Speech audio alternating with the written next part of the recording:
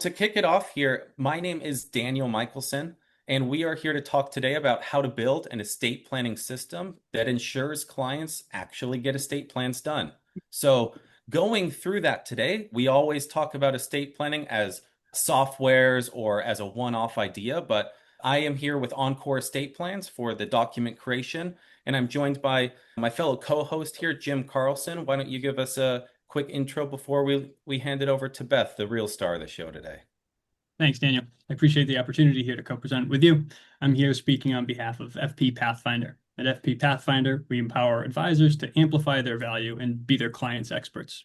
Our tools and checklists equip you to confidently answer the client's "can I" questions, to anticipate their needs, and to build unshakable trust in your advice. fpPathfinder bridges the gap between complexity and clarity. The team is dedicated to helping advisors unravel the intricacies of financial planning concepts and ultimately translate them into actionable steps that you can implement with your clients and with confidence. I appreciate the opportunity to present here today. A lot of these topics and a lot of these checklists that have been prepared through fpPathfinder really slot in well to the estate planning conversation. And it's with that platform that we'd like to roll over and introduce to the star of the show, Beth Handwerker. Yeah, and Beth, we'll go over to you, but I know that for everyone listening, with two different companies here, with Encore and with fpPathfinder, we find that there's easy cohesion between the two, and Beth will talk a lot about that. But everything that we'll talk about today, as Beth gets into it, is all about how there has to be a human involved in the process in order to actually move the client down the line. And that none of this conversation is just about saying, hey, client, here's your homework, you're in charge now. So, Beth, I'd love to hear a little bit about how did this conversation come to be, right? I know you've been working with estate planning for a while, but would you mind just giving us a little introduction on yourself? Yeah, sure, of course. So I'm a weirdo that went to law school and didn't become a lawyer. But I graduated in 2007 from law school, and it was a terrible time to become a lawyer. And so my bachelor's degree was in financial services. And so I fell back on my bachelor's degree, became a financial planner, and never looked back. I worked at a credit union as a financial planner to begin with, cut my teeth there, and went part-time and started teaching at a university estate planning because of my law background and some of the other preparatory classes for CFP professionals to take the exam. And got kind of headhunted to start here at James Investment back in 2022. Our CEO and chief of operations had a dream of being a one-stop shop for our clients. And so they were an investment-only management firm for 50 years. And they realized we need to give people more services because investment management is so commoditized anymore. And so we really need to provide more value to our customers if we're going to keep them. We started doing financial planning as a piece of that, and then have started to add more things. So then we added estate planning and we've added tax preparation. So we're really trying to be the one resource. What we found is that clients trust us to manage their money. So it's really easy to trust us to help them get their estate planning documents done or to get their taxes done and things like that. So it's been a lot of fun creating, it's my little baby that we created the financial planning piece of this firm and also the estate planning. So it's been a lot of fun to do that. And personally, estate planning is important to me because my mother passed away and my parents paid attorneys to draft documents for them and do things. And my mother passed away and there was a lot of problems. They had a timeshare, which are the bane of existence, but they had a timeshare that was in my mom's name. My dad had to open probate in South Carolina to probate a timeshare. I mean, just these nightmare situations. And he found out years after my mother had passed, there was a property still in her name and he was going to sell it. And he's like, oh my gosh, I have to sell this property and it's not even in my name. So just I'm really passionate about it. I'm really passionate, not just about the document creation, but we need to make sure that we sit and hold the client's hand, like you said, without a person there, holding the client's hand through retitling of assets, making sure there's beneficiaries. Did we get all the assets? Really digging through all that to make sure it's done well. And I always tell people this is one more way you can show your family you love them, getting all of this cleaned up. And Beth, with the business side, obviously the personal side going into it, you guys have been offering this to your client base for a couple years now. Right. What are you finding? So when we're thinking about clients and you're helping them through this, will you give us an idea of, do you only help people if they have no documents? Are there some that they had previous documents? Like, what is the makeup of the clients that you're serving and where they're coming to you from to Yeah, start the it's a process? mixture. I would say, well, I don't need to tell you this, like a lot of people don't have wills, period, ever, and they're 70 years old. So we run into people like that. I would say it's a 50-50 mix of people who have existing documents that were created 20 years ago. It's just a will, now they want a trust, that kind of thing. And then it's, hey, I've never had anything and I need to get this done. And I don't know if you know this from your side, because I know you have different team members internally too, but do you find will a lot of people come to you starting with the estate plan, or do they usually have a financial plan first, which leads to it? How do these conversations generally come up? Yeah, so it's again, it's a mix. We had a period of time where we heavily advertised estate planning services. And so we had a lot more that started as estate planning that transitioned into financial planning. It's been kind of fun to see generationally, it's like we help mom and dad do their trust. Hey, my kids need to do theirs, right? And so then again, you're building that relationship with the next generation, which is huge in this business Yeah. if we're going to keep money, right, at that second generation part. And the other thing that we see is kind of the inverse, where we help kids and they're like, hey, mom and dad, I don't want to deal with your mess. You need to figure this out. Yeah, that was great because I think we're moving into some of the process side, which I'm going to let Jim jump in and start navigating through that. But I think when you're having these conversations, again, it's the access to get it done, where I don't think anyone on this call or hopefully anyone in this webinar would ever think attorneys aren't useful or don't have their place or aren't available. I'm actually in New York right now at a conference, and at my booth, I got little round to it. And that's the conversation we have every day. The reason your clients don't do their estate plan, they never got around to it. Most Yeah. people have this idea in their head that they should be getting their plan done. But when is the right time for that? Is it when I have my first kid, buy my first house, retire, right? When my parents die? I don't know. This question is different for everybody. And I think that having access to something for the person that puts it off year after year, we just need access to that. And in order to do that, we have to have processes in place. We hinted at the beginning, this webinar is all about how to actually get clients to get it done. Jim, I don't know if you want to jump in here and start navigating the calendaring and work. I know that fpPathfinder helps a lot with building that process out. Yeah, I appreciate the handoff. One of the things that we have worked through at fpPathfinder and in our own practice is how do we structure this into the curriculum or into a service calendar? Whenever someone comes on board, you go through a deep discovery or a goals understanding, and you come out of there with a laundry list of things to chew on, and you find out that there's a ton of opportunity for you to have a long, prosperous relationship. And then somewhere in the sauce, you hit the most actionable thing. Sometimes it's the ACAT, sometimes it's other things that fall in line from there. But quite regularly, because you've had to outsource that need for estate planning, that's often one that gets pushed down to the bottom. So I'm curious from your perspective, as you've built out a service calendar that's gone and built from just investment management, how have you started slotting in those other conversations with your clients, and what does that calendar look like? Yeah, so we have fpPathfinder was instrumental in getting, again, I created this baby and my team, we created this baby from the beginning. And so your resources really helped us establish our client service calendar.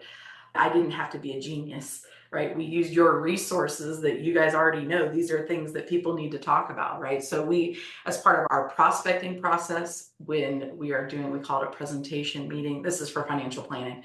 But when we're doing our presentation meeting, we show them, hey, Q1, this is what we talk about. Q2, this is what we talk about. Q3, Q4. So they know, I call it meetings with purpose, right? We're not just getting together to talk about the weather and what your kids are up to, right? There's intentionality between on the conversation and the different things. So we do that in the prospecting. We have our newsletter that we send out. We make it themed around whatever the service calendar event is for that month. So we use the fpPathfinder resources a lot for that. That's And fascinating right there. I just want to chew on that because I think you hit a great point here where you start stacking some of these conversations and you start stacking some of these deliverables, and then you start stacking it onto your service calendar. And next thing you know, you've got a newsletter that creates a funnel that starts driving business back to it. And it's not just one component, it's not just one client conversation, but building each one of those pieces slowly but surely with the right tools. And as you start stacking those on, all of a sudden you've got a process that's scalable across the entire book and a lot easier to manage. And I think that that's a very fascinating perspective, as Beth's shown where she started and to how it's grown today. It's just as fascinating to see how that's taken time off of her plate as she continues to take more and more cases and take them through the process as well. That's right. That's right. We're always trying to figure out how can we do more with the same people, right? Scalability is a big deal. But so as part of our service calendar, we talk about, hey, let's do a beneficiary review. And so then that naturally brings up, hey, have you thought about a trust? When's the last time these documents were updated? And it naturally leads to that conversation. And so it's a layup, and the clients are like, oh, I already know you, you know my whole life story already, and you know all my assets. So yes, of course, let's do it, right? I joke with them, I'm like, I've got your cheeks in the seats. We're going to get this done. Daniel made a joke of it earlier about when's the best time to introduce estate planning into a conversation. And I think if you go through a beneficiary review and you're sitting there with someone that's divorced and you see their ex-husband on that piece of paper, nothing is more motivating to get that estate planning done than with your ex-spouse as a beneficiary on your retirement accounts. That'll motivate you to update that paperwork in a real good hurry. I've seen it all. I've seen it all. And I have the nightmare stories that you can share. Like, you know, hey, I met with a client whose dad died. Dad went to work for the federal government, named his girlfriend at the time as the beneficiary, got married, had kids, died. Guess who got the life insurance money? The girlfriend, right? Is that what he intended? Absolutely not, right? But we've all got those horror stories. So true, so true. So when someone comes through and they've identified that we're at this chapter for estate planning, what does that process look like? Once they've identified that it's time to have that conversation, once you start sizing that up, what's your process look like from that end? Yeah, if you don't mind, I'm a visual person. I'm going to share our handout that we give to clients because I think that's going to be, again, I'm a visual person, that works for me. So typically this is if it's really like an estate planning prospect, this whole thing from beginning to end. The introductory phone call, getting to know them, scheduling that first meeting. Before they come in, we send an email with our estate planning worksheet, which I think we borrowed very heavily from Encore's resources and encourage them to gather all these things. This goes from a conversation of a beneficiary review. If I'm not the advisor, well, the other advisor says, hey, you should meet with Beth because she can help you with these things, right? And so we go through these things. The way our process works, we have a discovery meeting first, which is very similar to the discovery meeting in the financial planning. We use the same language just to keep it simple. Where we talk, and none of this is earth-shattering, but we have that meeting, get to know them, fill in all the data points that we need to be able to fill in Encore's information and understand what they're needing. We sign the estate planning agreement. And one of the things I love about Encore, and again, we stole the estate planning agreement basically from Encore verbatim. And I love it because it lays out, what does Encore do? What does Beth do? And I have to be careful that because I am an attorney, I'm not practicing law. My law license is inactive. I'm not practicing law. And so we very clearly lay that out, and it's important, right? CYA. And so sign the there. And we've gotten to the point, we used to split the billing into 2 invoices. That got to be too cumbersome and annoying. So we invoice for the whole thing right then and tell them, and in my introductory email, I even say that, hey, if you choose to move forward, we'll invoice you for the full amount. We include the pricing sheet in the introductory email so that they're not coming here and feeling like they don't know what they're getting or how much it's going to cost. And I know some people don't think that's a good idea to send the pricing sheet to a prospect, but I don't want to waste my time. If you're not going to pay $3,000-ish, I don't want to meet with you, right? So we send that ahead of time, collect it in one installment. We do a lot of work behind the scenes from the client's perspective between the discovery meeting. We used to call it the execution meeting, and then I'm like, that's a little too on point, right? We're not executing people here. For their estate planning, but anyway, the document execution. We give them as homework PDFs to, hey, here's your memorial instructions, any personal effects letter of directions, and start gathering all the information to keep in your safe with this is our binder of things that we give to the clients. So that's their homework. Behind the scenes for us, We do beneficiary designation forms, getting all of that ready before they come in. Any new account applications we need to do, we get all of that kind of prepped. So again, while there's cheeks in the seats, we march through, bring your logins. We're going to get all this done right now because I know that you're going to leave this room and you're never going to want to talk about this or think about this again. And we're going to get it done today. So we get all that stuff done before we do the signing. And then we sign everything. I think that one of the things that we realized, well, one, I'm a talker. And so if I'm going to be profitable, I need to shut up and really honestly almost really leave the room because otherwise we're not getting stuff done. So we have really leaned on support staff throughout this process to make sure that we're profitable, providing an excellent, superior experience. But I'm not drafting the account applications. I'm not doing that, right? The support staff. I'm not printing the documents and flagging them. Our support staff does that. And then we follow up. Again, the support staff follows up and says, hey, have you gone to the bank and added that beneficiary yet or changed a bank account to the trust? Have you done all that yet? Anyway, so that's our process. It's fascinating. It's got a level of finality to it. When I think so many individuals want to have these as a complete circle, this specific conversation, you're done with it. There is a sense of accomplishment when you've completed all of this. And out the other side, there should be some level of peace of mind that comes from this. And I think that that's unique as an overall service calendar, kind of like the dentist. They pat you on the back and they say, come back in 6 months. There should be a little bit more feeling of accomplishment when someone comes through the other side of this exercise with the updated documents, with the assets retitled, and with the beneficiaries updated as well. So that's helpful context. Yeah. And again, that is so important to me because of what happened with my family. Right. Well, as advisors, everyone's gone through and read a trust, and then you ask, well, where are the trust accounts? And then you pull the deed on the house, and you're like, oh, it's still owned by you and your wife. And then you go through there and you just have those questions outstanding. Yep. Yeah. And then you realize that your value as an advisor is uniquely situated because you're the one that can check the deed. You're the one that knows where the investment accounts are.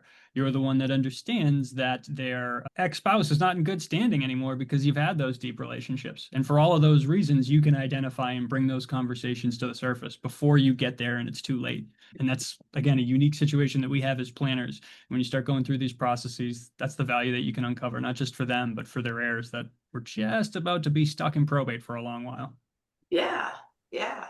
And I've had clients that we walked through, oh my gosh, Computershare, right? He had all these shares in Computershare. We consolidated them all. We didn't charge any money on the consolidation account, we called it, right? But we consolidated $3 million worth of stocks that we were just waiting for the step up in basis. Dad passes away. The kids are like, oh, this is a breeze because they didn't have to get 15 signature guarantees for Computershare to get it into their name. So there's, again, that bridge to the next generation is huge. It's huge.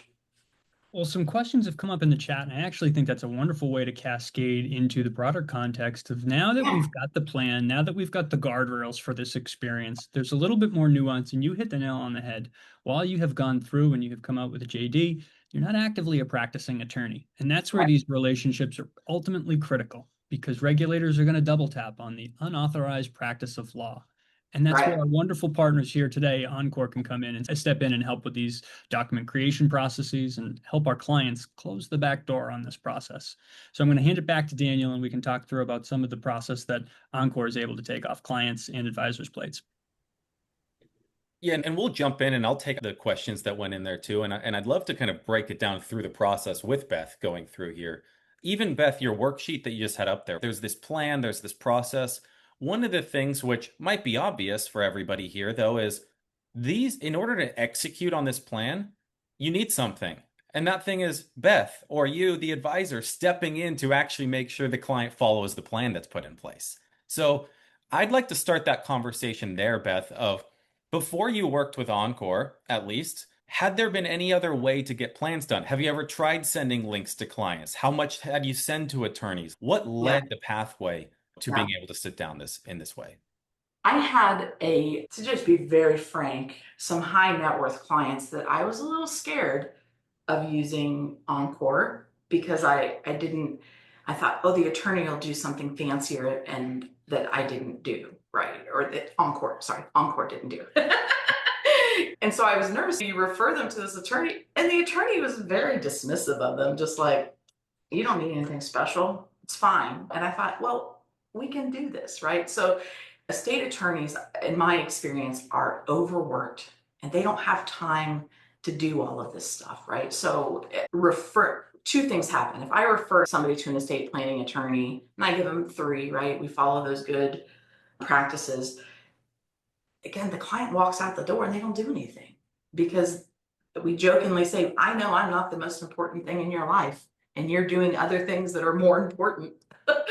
So like they just don't do it. And so that's what I ran into in my old job where I couldn't do it.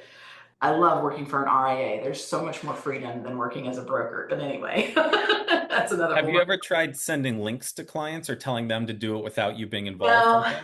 no, but just because I know they wouldn't do it. We used a different company before you, and we just kept running into situations where we couldn't get the personalization that we wanted. And part of it was something as simple as they would limit the characters to a certain length of the beneficiary name. And we were naming a church foundation or something that was very specific, and they couldn't handle it. So it's not even that we wanted to create anything crazy or whatever, but it was just, they couldn't do it. Right. And so that's where Encore sings.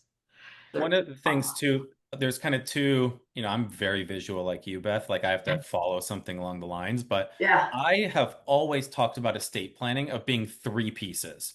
And I would very much stand on this talking to anybody else that if you're not doing all 3 of these things, your client really didn't do an estate plan. And those 3 things are creation of documents, funding the documents, and then notify and educate the people that were named in those documents.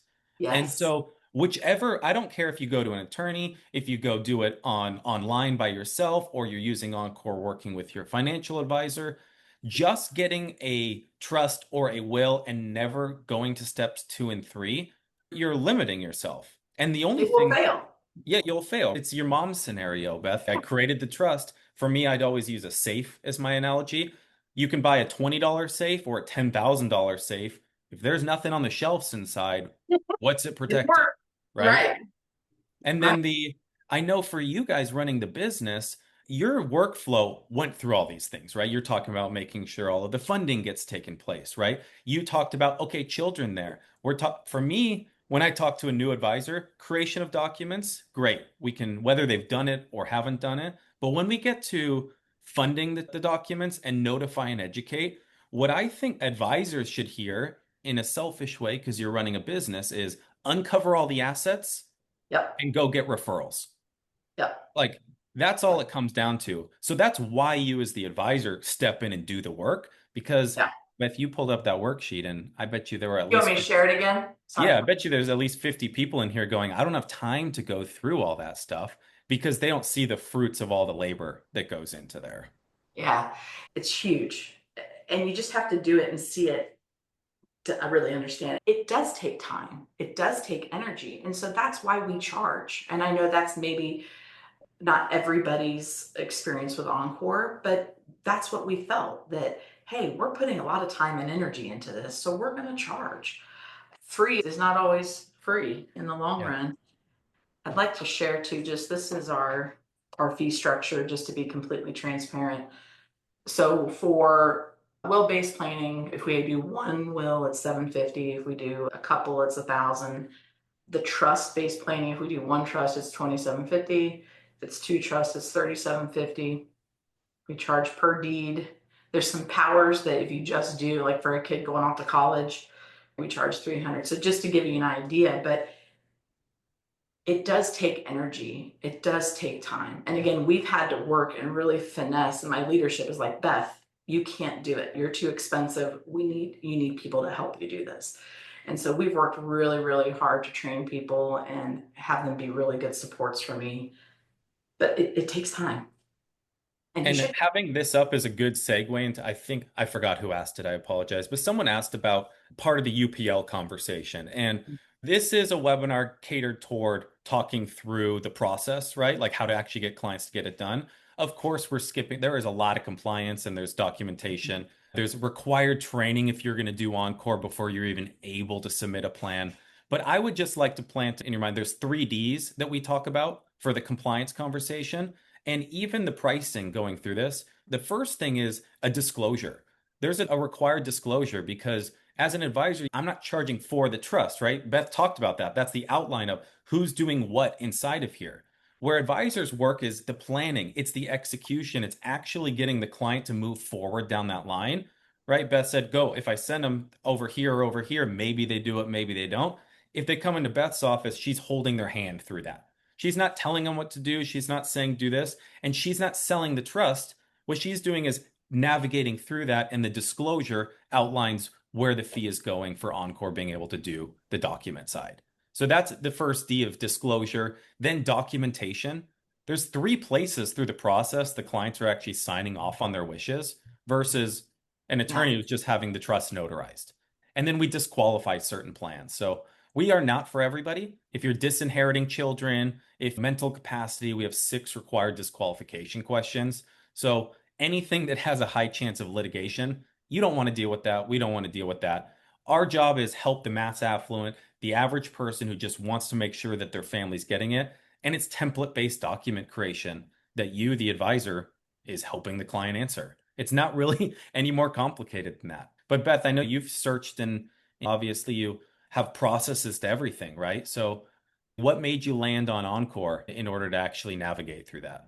Yeah, I think one, we've looked around at other things. And so why Encore is one, the personalization piece of it, being able to add a note and saying, sometimes we've had a client who has stepchildren and they don't want them to be considered children, or they do want them to be considered as children, right? So we can, and your attorneys are so lovely to me in my annoyances that I pester them about. So that's another reason Encore is I feel heard. They listen to what my questions are and they answer them. And so I really appreciate that because I need to understand what we're doing too, right? And so they very lovingly do that. And maybe I drive them a little bit crazy. And then for us to be able to do the data entry, that was the other thing that was really important because as I shared, I don't believe a client if I give them a link. Well, because the other one, they may never do it. And 2, if I'm charging them, I should do it. Right? It's like if I'm charging them and then they put all the information in, did we help them? So those were the things that were really important to us, the customization, us being able to put in the information, and just the kindness and generosity of the staff and helping us accommodate situations. Yeah, one, I appreciate that. I think for clarity for people as they navigate this is Encore side, we're what's called a Scrivener service, which means template-based document creation. LegalZoom, you can do that first. There's other companies out there doing it, meaning we did work with attorneys who generated all the documents in all 50 states. They have different documents. So when the advisor, when Beth's entering it in for a California or Texas client, whoever, it all looks the same. You use our free software for that, but that's just allowing the templates to be able to be filled in. And Encore reviews all of that for quality control. Like I have a JD as well, but even if I review it, I'm not saying I'm giving legal advice. We actually do have attorneys in just about every state that are not Encore employees. And there is an option for your clients to get actual legal advice. I always think of it as like a tiering system of 95% of all your clients don't need someone to tell them really anything of that gets close to legal advice. But you're going to have clients that get stuck on something. They can pay a few $100 more. It doesn't go to Encore. We don't make any money doing that. You don't make money doing that. It goes to the lawyer. They can do a Zoom call with the client for it. So I think that's kind of the being able to navigate that and the training that goes into it. Yeah. Was there anything else on just like finalizing that process for you, Beth, of the creation, the funding, and the notifying and educating along those lines that stuck out to you? I would say just one thing that I would add, the notifying and educating is a big deal because a lot of times the clients come and they're like, hey, I don't know who I should pick for the executor. If I pick such and such, Bobby's going to be really upset I didn't pick him. And I say, well, you're mama right now. You're the boss, right? You tell them why. so that you don't have, there's no hurt feelings between Bobby and Johnny when you're gone, right? You don't want your family to fall apart over a bicker about why did mom pick you as executor, right? So I think that is so important, and clients are hesitant to do it, but I just say, I'm like, while you're mama, you go in there and you tell them what you want and why, so that you keep your family unity after the fact, I think is a big deal. Yeah, absolutely. And I know that kind of navigating through that process, it all does come down to process. Clearly, you and your team have worked out being able to help a client get through it. Because even if you have access to these tools, if you don't know you're stepping in and what the order of operations is, it's not going to help anybody out with that. So I know that working with Encore, that helps get the documents done. But Jim, I don't know if you want to jump in more of like, okay, now that we can get the documents done, we can work through that. But what else? Like, how does this all connect together with the process? I know you had a few more things to run through here. Sure. Yeah. I guess my question as it relates to the process, you talked about the economics of it and you've shown your pricing, and I'm appreciative of that because I think a lot of people say, I'm going to do this, but where does the juice become worth the squeeze? You have a several meeting process that identifies them, their family, their complexity, their net worth, coordinates the documents, and then puts a bow on it through retitling and updating beneficiaries. You've also highlighted that as this program has grown and scaled, you've found some ways to control your profitability and bring new team members into the fold. And I'm just curious about what that process has looked like as you've scaled and how that process has iterated. What's worth and a high valuable exercise for your time? And what are tasks that you might be better suited to delegate to someone cutting their teeth and learning and gaining their experience for the first time? Yeah. Yeah. So I do the prospect phone call or the initial point of contact, whatever that is, if it's an existing client or not. Schedule the meeting, send an email with the pricing, the expectations, that stuff. So they have my email, they can contact me. And I lead the discovery meeting. We always have two people in a meeting. One, it is a huge training opportunity to teach a new advisor or an intern how to talk to people and what people ask and things like that. So there's always a second person there, and he is taking notes, and he is also going to be the one who puts the entry into Encore. And so him being there helps him know without me having to fill in the gaps, right? So there's quickness and synergy in getting that done. And during the discovery meeting, again, I lead that. The support staff helps in between where they put the information into Encore. Of course, I check it. We send it as part of Encore's tool. We send it to the client, and the client has to approve it. And then it comes back. And then once Encore prepares the documents, I take a look at them, make sure they are what we thought they would be. And then in the beginning, I just attend the signing meeting and I say straight to the clients, listen, I talk too much. I want to make sure we get this done in a timely manner. So I'm going to be here. We're going to review. I use Encore's estate plan summary sheet. We go over that to highlight all the main points of the documents and go through what we have created, a letter of instruction to the executors.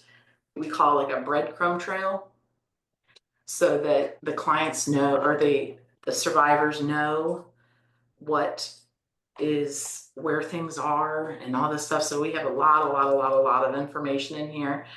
And some of you might be like, what in the hell? Why do you need to know who their primary doctor is? Well, if you're a healthcare power of attorney, you need to know who their primary doctor is, right, as you're going through these things. And list of assets, notes about it, who do they contact to get a hold of those assets. So my support staff fills all of this in for our clients, their liabilities, when they should be paid off. And then we get really nitty gritty about like, hey, when do you pay your home insurance? Who's your power provider, right? What are these kind of bills that happen if you get hit by a car and somebody has to take over your finances, right? This gives them a place to document that. So I review that as well with them in the execution meeting, the the signing meeting, and then we witness the wills, because in Ohio you need two witnesses to do a will. And then I walk out of the room, and then my support staff finishes signing the documents and notarizes the things with them. That's fascinating. So at the other side of this, they've paid for your time, they've paid for your support staff's time, and you've probably kicked over a couple nests that have uncovered some more assets, or at least the opportunity to retitle assets that may not currently be under management. That's right. As you've been going through this process, What is the success rate on opportunities that come out the other side of this? Is this one for an engagement in a service calendar, or do you see this as part of a broader organizational strategy to pick more assets up and deepen those relationships that are already on the books? I think it started that we really thought we would do the estate plans and we would uncover more assets, and that certainly happens. But it has been even more where our existing clients, we've helped them do this. So it's gone a couple different ways. So I compiled some numbers for this webinar. And so of the ones we've done in the last couple of years, 19 have been current clients. So they were financial planning or investment management clients to begin with. We did estate plans for them. 6 more clients added more assets, right? Things that we didn't know about or they weren't ready to do yet. And then we had 7 additional people who were estate planning clients to begin with, and then became financial planning clients. And it's funny, I have a client who manages her dad's money, and her dad's like, you need to go see Beth to do your estate plan. And she's like, yeah, okay, Dad. So she came in and she was very like, you are never going to manage my money. And I'm like, okay, right? But we killed it in executing her estate plan. And she's like, wow, you guys are really good. Guess what? They're clients now. So it's a different revenue source. It's not AUM. It doesn't matter what's happening in the stock market. So it's been a great, I was rough some estimates. Our fiscal year, we've made about $45,000 in revenue from estate plans. So it's a big deal. That is a whistle by the graveyard data point. That is the income not correlated to stock market performance for industries that have traditionally strapped their income statement directly to market performance. So as individuals look around and they wonder about the enterprise value, that was noted as you came onto a 50-year team looking to build out and build some enterprise value. These types of exercises are not just client enriching, are not just securing relationships for multiple generations, like we've heard here in these 2 anecdotes, but they're also back for the owners, back for the advisors, back for the junior advisors looking to purchase into firms. That's building that enterprise value in your multiple at the end of the day. So as you think through what tools, what services are you going to lean into, why may these exercises be worth your time? If you're looking at your own book introspectively, think of that multiple and think of that non-correlated income. Yeah.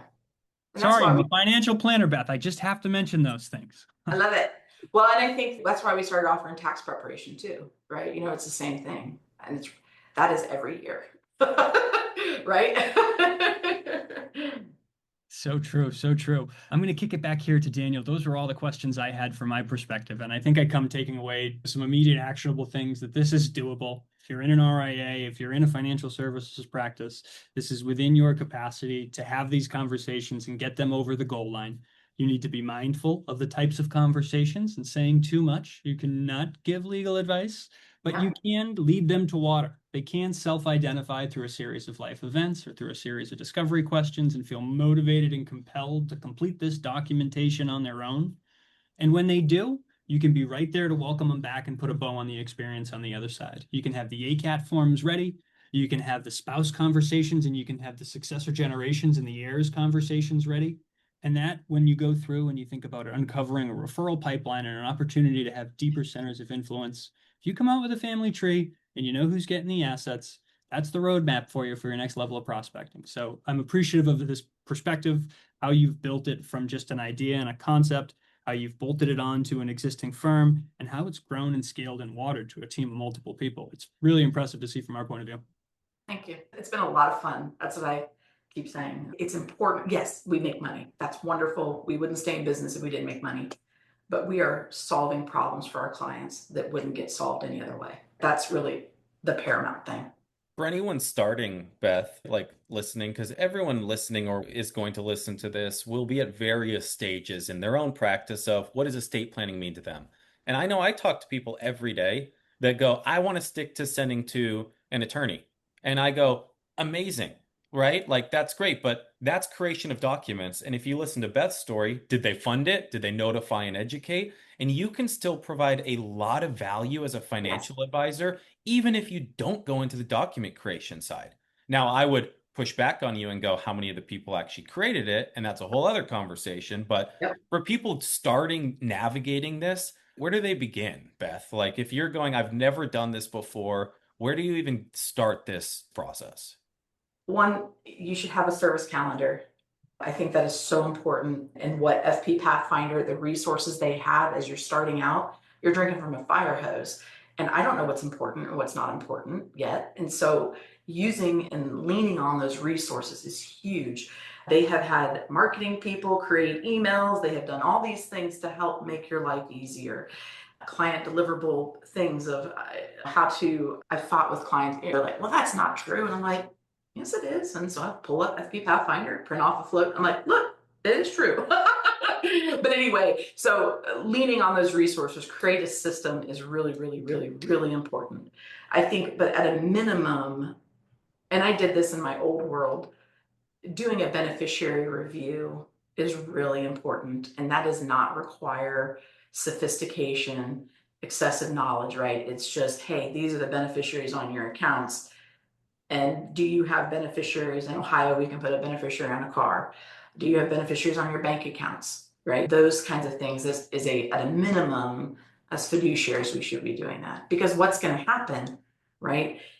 And I think as you've been in the business longer, you see the nightmare situations play out. And you're like, I don't ever want to go through that again. You are protecting yourself from drama by reviewing this information ahead of time so that there's not angry beneficiaries at your door. Well, why didn't you check this? And why did my brother get this account and I didn't? And that's the founder of our company here at Encore. Beth, you went through an attorney and things weren't funded. Our CEO, Matt, his aunt had a financial advisor for years, and she was in California, which Encore has a probate map if you want to go in and you can look up what things would cost in any state if you have no documents or you have a will versus you can see all that. California's terrible. Yeah, died in California. And it was this question of pretty easy estate, right? They owned a house, couple accounts, nothing complicated with it. And Matt's whole thing is, how do you have an advisor for over 10 years? And now we have to spend over $50,000 in probate fees. And that's this question of going, there's easy solutions for real monetary value. And what I would probe to everybody on this call of how to take actions. One, let's look at ourselves first. From a lot of experience, most advisors also don't have their estate plan done or updated in the Yeah. last decade. So let's look Yeah. there. And then let's look at our staff. And then let's look at our own families and friends. So I think that a lot of people instantly go to, how do I solve for all my clients and make this a business decision? Well, let's not jump to step 3 or 4. Let's get a couple things in. Let's build this process out like Beth has of, let me do my own. Let me do my assistant who just had a baby and probably could use a document for guardian. There's actionable things to take that aren't very complicated through here. Yeah. And there's no better way. Again, when I came to this firm, they were somewhat resistant, the other people, because they're like, ooh, what do we need you for? You're just another mouth to feed. What is happening here? Why are we doing this? But as they see, the best way to show them what you do is to do it for them so that they really understand the value. And then they become your biggest advocates, right? So absolutely. Yeah, well, I appreciate all of the insights. I know there might be more questions or things, and I know that Jim and his team are ready to handle questions if they're for the fpPathfinder side. I know Beth has been more than generous with all of her time. I think that we posted her LinkedIn, I believe, also in here somewhere. We recommend following that. Encore has free, we're not a subscription, so you can go create an account. All of that stuff that Beth said she modified for it is all free. You can, whether you ever do work with us or not, you can go utilize all of that. Jim, do you have anything to add? Otherwise, I have one slide and we'll get out of here. Yeah. As individuals make their way, as they are curious about what they've experienced and they've got the taste on their tongue that they'd like a better understanding of what fpPathfinder has, I direct you to their website, fpPathfinder.com. We've got a list of our service offerings. We can start as simple for advisors, keeping those sheets on their desk, having those personal conversations, or as Beth has highlighted, if you really want to integrate this deeper and deeper into your process as a welcome and an introduction to your prior meetings before that discovery call, you want to send one of the forms off. fpPathfinder has a dynamic set of checklists and charts that will back directly up into your CRM if you wish. So it's with that context that we found building some scale. That's talking about how much time it is to get through a questionnaire because she likes talking. Well, if the client can fill that out before they ever get in the meeting, You'd be surprised. I've got the same gift to gab, and you can take 20, 30 minutes going through one of those Yes. questionnaires. So if you can have all of those opportunities uncovered before they ever get into those meetings, that's really where we start to see these values start to compound on themselves. So I'm appreciative of everyone's time today. The one thing I would note as you start thinking through this, there's 3 specific checklists that fpPathfinder that are applicable to today's conversation. 1, things to consider when reviewing our estate plan. If you've gone through and you have those documents, but you haven't dusted them off in over a leap year, it's a perfect checklist for you and your spouse to go through and better understand what that looks like, or for you to delegate to a client for them to explore. Other options, if you've decided that they're going to redraft those documents or update them, we do have 2 corresponding documents of things you may want to consider. It's often when people go through this, Beth's going to give them the next steps to work with Encore. A common deliverable after that first meeting is a list of 15 to 20 different things to consider. What happens to the kids if something happens to us? Are we all right to be able to manage probate in this state? Do we have property in other states that we want to be mindful of? Just help surface those questions before you get in there and you're at Encore Live. You'll have that information in the back of your mind, and you'll know what things to expect as you go through the process. So with that, I'm appreciative. That's all we have from fpPathfinder. Let's dig into the questions, though, because I know a lot of people have come through here. Yeah, and there's a handful of answered ones within there that we've tried. So if you go to the Q&A button down there, there's a handful of answered ones for everybody in there. But a lot of the questions were about different fee schedules or things. And just to reiterate, any fees that go towards a trust or a will or an actual document, if that's included in your fee, that's why you need to sign the disclosure. So it's clear that any fee for the trust, Encore is about $650 for the trust documents and all the ancillaries, that goes to Encore, right? So if they're paying whatever fee, it just needs to be clearly articulated of who's getting what for the different fees, planning fees versus the documents. Advisors don't charge for the document themselves, they're charging for the planning fees that go along with that. I know I saw a few different ones of different trusts. And Beth, in your worksheet, I know you had 2 trusts. And just to confirm, you're talking about if a married couple has his and hers trust, we're not talking about doing like an eyelid or a slat or a grad. Yeah. We're talking about that's left for the attorneys. That's we are it. just handling basic, Mass affluent, right? Yeah. There's a couple questions, and I hope I don't get myself in trouble here, Daniel. Okay. Oh, go for it. So we pay Encore for the $650. And by the way, we buy bulk packages because it's much cheaper. But anyway, we pay the $650 to Encore directly. And so the $27.50 or whatever that we gather from the client is $650 of that reimburses what we paid to Encore. The rest of it is really our fee. Another question that I saw on here that people were asking is that do you get pushback about the pricing? And we don't. We've actually raised the pricing 3 times. Again, the profitability thing that we were looking at, I spend probably about 3 hours per client. Support staff is more like 6, okay, for all the different tasks. So we have to be profitable, and we're cheaper than going to an estate planning attorney. I know somebody had answered and said, hey, send them to an attorney. Well, it'll be more expensive and they'll be booked out 3 months from now to be able to do that. Again, we send that pricing sheet at the beginning, because if you think that paying $27.50 to get a trust created is too expensive, you're wrong, and go somewhere else. I'm not going to waste my time. So there's been a few of those situations, but not many.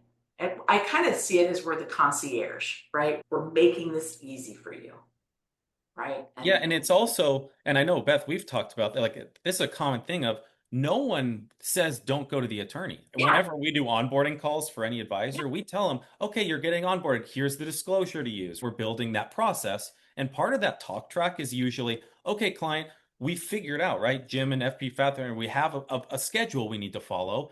Well, you need to get documents created. Would you like to go to an attorney? It'll cost you about X dollars. It's going to be awesome. They're going to give you legal advice. They're going to handhold you, but you need to go schedule it, go to their office, do these things.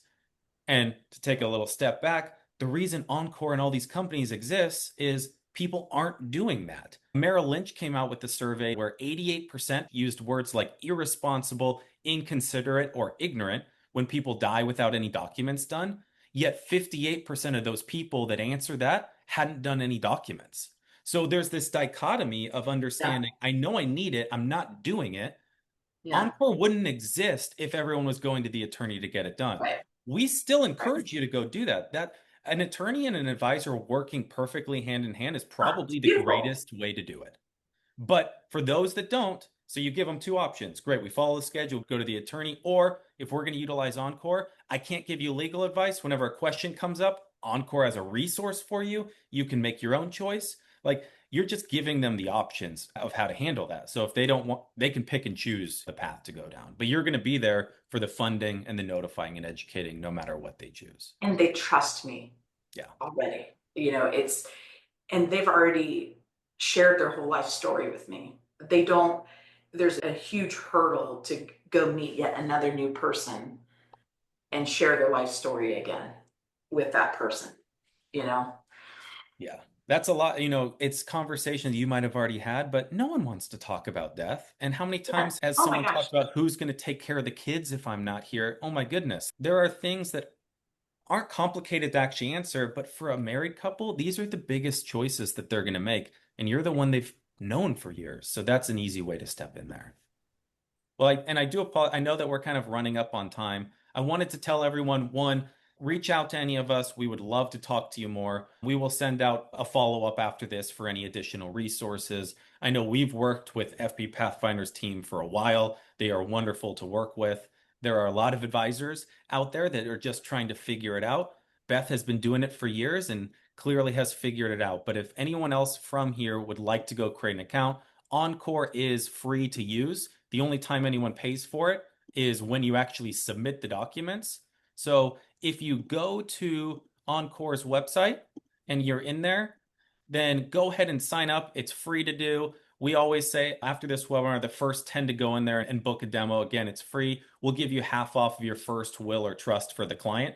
And maybe that's your own plan. And maybe that's your assistance plan that we talked about. But go ahead and go in there and just type a little message as you book the meeting that you came from the webinar. And if you're one of the first 10, we'll give you a code when you sign up for half off of your first one. Thank you everybody so much for joining us for an hour on a busy work day. So until next time, I'm Daniel. Jim, thanks for joining us too. And Beth, as always, it's a pleasure. Appreciate it, everybody. Thanks.